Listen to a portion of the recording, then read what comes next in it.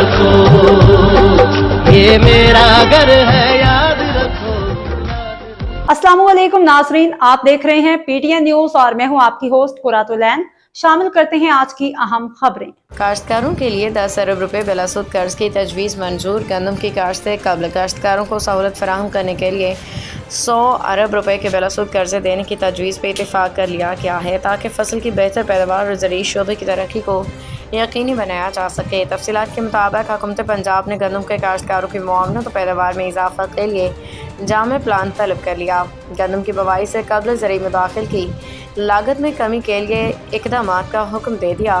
وزیر اعلیٰ نے گندم کی بوائی سے قبل کھاد کی وافر دستیابی یقینی بنانے کی ہدایت کر دی۔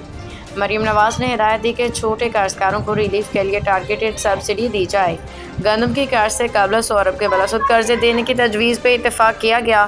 وزیر اعلیٰ مریم نواز کی زیر صدارت اجلاس میں تفصیلی بریفنگ دی گئی۔ بریفنگ میں بتایا گیا کہ پنجاب میں بہتر پیداوار کے لیے گندم کے بروقت بوائی ضروری ہے۔ پنجاب میں 2 ماہ میں کاشتکاروں کو 63 ارب کی سبسڈی دی گئی ہے۔ کسان کارڈ کے ذریعے کاشتکاروں نے 50 ارب کے بلا سود قرضے حاصل کیے۔ وزیر اعظم کے گندم سپورٹ پروگرام کے تحت 13 ارب سبسڈی۔